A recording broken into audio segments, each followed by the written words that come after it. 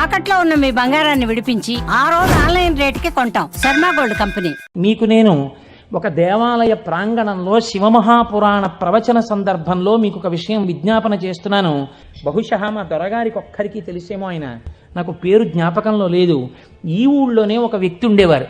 ఆయన ఒకసారి మా ఇంటికి వచ్చి ఒక్కసారి మీకు నమస్కారం చేసి వెళ్ళిపోతానని చాలా వ్యగ్రతతో అన్నాడు. సరే చెయ్యండి, కానీ అది మీరు నమస్కారం చేస్తానన్నట్టు లేదు, ఒక్కసారి మిమ్మల్ని కొడతానన్నట్టుంది. ఎందుకంత భావన వ్యగ్రత అన్న అంటే, ఇవాళే నా జీవితానికి చిట్ట చివరి రోజు, నేను ఆత్మహత్య చేసుకోబోతున్నాను. నా మనస్సులో ఎప్పుడైనా శాంతి కలిగితే మీ ఉపన్యాసాల్లోనే కలిగేది. అందుకని మీకు ఒక్కసారి నమస్కారం చేసి ఆత్మహత్య చేసుకుందామని వచ్చాను. మీకు ఒక్కరికే చెప్తున్నాను, మీరు ఎవరికీ చెప్పకండి, సాయంకాలానికి నేను ఉండను. నేను హడిలిపోయిన ఇది నాకు చెప్పాడు బాబని. అది నేను తర్వాత ఎడతాను ఆఫీస్కి, అవసరమైతే హాఫ్ డే సీఎల్ ఎడతాను. కూర్చోండి అని కూర్చోబెట్టాను. అంటే బాబా ఇలా మా ఇంటికి వచ్చేయమని ఆలోచమండి. కాబట్టి కూర్చుంటే ఏమి మీకు ఎందుకు కలిగింది బాధ? ఆయన ఏదో పాపం చాలా చెప్పుకొచ్చాడు ఏడుస్తూ. నేనన్నా సరే ఒక పని చేయండి, ఆఖరి ప్రయత్నం ఒకటి చేయండి. మీరు దీక్షగా 42 రోజులు శివాలయానికి ఎవ్వరికీ చెప్పద్దు. ప్రదోష వేళలో వెళ్ళి శివ ప్రదక్షిణం చేసి మీరు ఏమీ చెప్పకండి. మీరు చెప్పగలిగినంతసేపు శివాలయం అరుగు మీద కూర్చుని శివ శివ శివ శివ శివ శివ ఇదొకటే. ఒక 42 రోజులు ఈ దరిద్రాన్ని, మీ కష్టాలని అనుభవించి చూడండి అన్నాడు. మీరు నమ్ముతారా? ఆ వ్యక్తి నా దగ్గరికి వచ్చి, నా జీవితంలో ఆశించని రీతిలో నా జీవితానికి ఒక కొత్త మలుపు తిరిగిందండి, నేను వరంగల్ వెళ్ళిపోతున్నాను, నేను సెటిల్ అయిపోతున్నానని చెప్పాడు. ఆ వ్యక్తే నాకు ఈ మధ్యనే మళ్ళీ ఫోన్ చేసి, కోటేశ్వరారు ఇప్పుడు నేను ఎంత ఆనందంగా ఉన్నాను అనండి, ఒక్కసారి మీరు ఏమైనా వరంగల్ వస్తారేమిటండి ఉపన్యాసాలకి, మీ దర్శనానికి వద్దాం అనుకుంటున్నాను, నేను కూడా కాకినాడ అన్నాడు. అయ్యా మీరు ఎప్పుడైనా కాకినాడ ఇప్పుడు అక్కర్లేదు, ఇప్పుడో తర్వాత వద్దురు కానీ, నేను వరంగల్ ఇప్పుడు మాత్రం రావట్లేదు, నేను వరంగల్ వస్తే చెప్తాను, అప్పుడు మీరు నా దగ్గరికి వద్దురు కానీ తప్పకుండా దర్శనానికి అన్నాడు. ఏతి జీవంతిమానందో నరం వర్ష శతాదపి అంటుంది సుందరకాండ. 100 ఏళ్ళు బతికిన వాడు శుభాన్ని చూస్తాడు. అందుకే తొందరపడి ఏదో సమస్య ఉందని ఆత్మహత్యలు చేసేసుకుంటాం, ఇలాంటి మాటలు అనకూడదు. కాబట్టి చూడండి, శివుడు ఉద్ధరించగలడు అనడానికి ప్రత్యక్ష ప్రమాణం మనకే ఉంది కదా. శివం అంటే మంగళం, శోభనం, శ్రేయస్సు, కళ్యాణం. ఏ శుభము నీకు కావాలన్నా శివానుగ్రహముగానే వస్తుంది. శివానుగ్రహము కలిగితే నీ ఇంట సర్వమంగళములు జరుగుతాయి. మీరు చూడండి, నేను ఇక్కడ మీకు ఒక గంభీరమైనటువంటి విషయాన్ని వాళ్ళ ప్రస్తావన చెయ్యాలి అని అనుకుంటున్నాను. బాగుందండి మీరు చెప్పింది, శంకరుడు అంతటి గొప్పవాడే, ఇంతవరకు బాగుంది. కానీ ఇలా ఆయన ఎప్పుడూ మా కంటితో మేము చూడని రూపంలో ఉండడమేనా, లేకపోతే మాకు ఇంతకన్నా ఏమైనా గొప్ప ఉపకారం చేశారా? కళ్యాణం, భద్రం, శ్రేయం, శోభనం, శుభం, వీటన్నింటికీ అర్థం కేవలం శుభాలు చేసుకోవడం, పెళ్లిళ్ళు చేసుకోవడం, బూరులు తింటూ ఉండడం, గారులు తింటూ ఉండడం, ఇవేనా? ఇంకేమైనా చెప్పారా శంకరుడు? ఇవే నా అర్థం, నేను ఇవే మీకు చేసి పెడుతుంటానని ఏమైనా అన్నారా?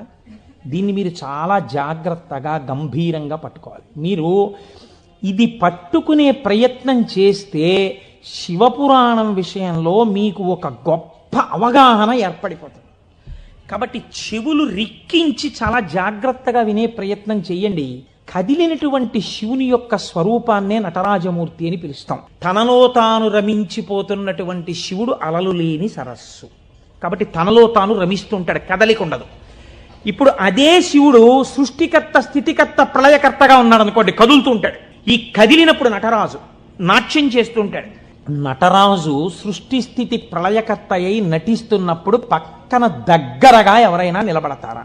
నిలబడి అలా చూస్తూ సంతోషపడిపోయే వాళ్ళు ఎవరైనా ఉన్నారా నటరాజుని? శ్రీ మహావిష్ణువు అంతటి వారు అసుర సంధ్య వేళలో మధ్యలో వాయిస్తూ ఉంటారు, శంకరుడు నాట్యం చేస్తుంటే ఇద్దరే చూస్తారు. అలాగా మిగిలిన వాళ్ళందరూ నటరాజ తాండవమునందు సహాయం చేస్తుంటారు. ఆ ఇద్దరెవరో తెలుసా? ఒకరు వ్యాఘ్రపాదుడు, ఒకరు పతంజలి. వీళ్ళిద్దరే చూస్తూ ఉంటారు. వ్యాకరణ మహాభాష్యం చెప్పేటప్పుడు 1000 మంది 1000 రకాలైన ప్రశ్నలు వేస్తారు. 1000 మందికి ఒకేసారి జవాబు చెప్పాలి. కాబట్టి ఇప్పుడు తాను ఎలా చెప్పాలి? తాను ఆదిశేషుడు కనుక శేషాంశతో చెప్పాలి, 1000 నాలుకలతో చెప్తాను. కానీ 1000 నాలుకలతో చెప్పినప్పుడు ఒక ప్రమాదం ఉంది. శేషాంశతో ఉంటాను, దానిలో విషపు గాలి కూడా వస్తుంది, ఎదురుగుండా కూర్చున్నవాడు బూడిదైపోతాడు. కాబట్టి తెర అడ్డం కడతాను. ఇది చిదంబరంలో జరిగిందండి యథార్థంగా. నేను ఒక తెర అడ్డం కట్టి లోపల నేను కూర్చుంటాను, మీరు బయట కూర్చోండి. మీరు ప్రశ్నలు అడుగుతూ ఉండండి, నేను చెప్పేస్తుంటాను 1000 నాలుకలతో. ఒక్క నియమం, 1000 నాలుకలతో నేను కష్టపడి 1000 మంది శిష్యులకు సమాధానం చెప్పడానికి కూర్చుని ఉండగా ఎవడైనా సరే నేను పాఠం పూర్తయిందనే లోపల లేచి వెళ్ళిపోతే వాడు బ్రహ్మరాక్షసుడైపోతాడని చెప్పి శాపం పెడుతున్నానన్నారు. 1000 మంది శిష్యులు కూర్చున్నారు. కొంతమందికి అసలు ప్రారంభంలోనే అనుమానాలు ఉంటాయి. అలాంటి వాళ్ళు కూడా ఉంటారు. ఇప్పుడు ఇది మోక్షద్వారం, ఇందులో దూరితే మోక్షం వస్తుంది అన్నాం అనుకోండి, ఇది ఎవరు పెట్టారండి అంటాడు. వెంటనే వాళ్ళు వచ్చారు. అసలు ముందు తెలుసుకోవడం కన్నా అనుమానాలు ఎక్కువ. అక్కడే పతనం ప్రారంభం. విన్నదాన్ని మననం చేసి దీన్ని మనం ఎంత అనుష్ఠానంలోకి తెద్దామని చూడకుండా మనం ఎన్ని అనుమానాలు ఇందులో తెచ్చేసుకుందాం అనేటప్పటికీ అది ఎప్పటికీ ఆగవు. మీకు ఎప్పటికీ ఆగవు అనుమానాలు.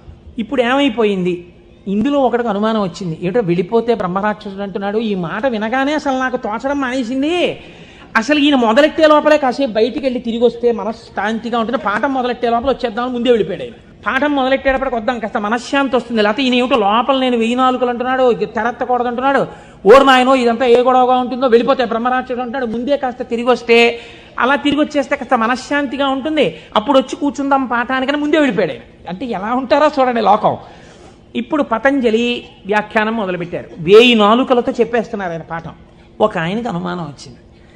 ఏమిట్రా 1000 మంది అడుగుతున్నాం, 1000 మందికి చెప్పేస్తున్నాడు సమాధానాలు, ఎలా చెప్తున్నాడు రా ఈయన? తెర అడ్డం కట్టాడు, నేను చెప్తాను లేండి అన్నాడు.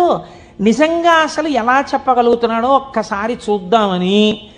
చూడండి, సేవ చేస్తున్నారు పరమాత్మకి అని తెరడ్డం పెడితే ముందు వరుసలో కూర్చున్నవాడు తెరెత్తి చూస్తుంటాడు. ఎంత తప్పది అంటే అది కూడా భక్తి. కాబట్టి అలా ఆ పతంజలి అటు కూర్చుని ఉండగా ఒక శిష్యుడు ఏం చేశాడంటే మెల్లిగా తెరెత్తాడు. తెరెత్తి చూశాడు. చూసేటప్పటికి విషపు గాలి వాడు ఒక్కడి మీదకే పెడుతుందా? ఈ 999 మంది బూడిదైపోయారు. అట్నుంచి ప్రశ్న ఆగిపోయింది. ఆగిపోగానే పతంజలికి అనుమానం వచ్చింది.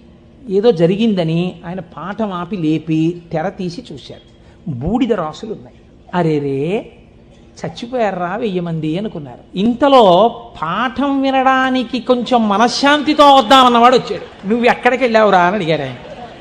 అది నేను చెప్తాను కానీ వీళ్ళు ఏంటంటే 999 బూడిద కుప్పలు ఏమిటండి అన్నాడు. వాడు బుర్ర మరీ పాడైపోయాడు. ఆయన అన్నారు, కంగారు పడకు, నేను ముందే చెప్పాను కదా తెరద్దని. ఎవడో ఎత్తాడు, బూడిదైపోయారు. నువ్వు మాత్రం ఒక్క శిష్యుడు మిగిలావురా, మీకు 1000 మందికి పాఠం చెప్తానన్నాను, కనీసం ఒక్కడే మిగిలావు, నీకు చెప్తాను పాఠం అన్నారు. వాడు హడిలిపోయాడు. అయ్య బాబోయ్ పాఠమే అని. ఇప్పుడు పతంజలి అన్నారు, నీకేం చెప్పను, కంగారు పడకు, నీకు నేను అనుగ్రహించేస్తున్నాను, నీకు వ్యాకరణం అంతా భాషించేసింది, నీకు వచ్చేసింది.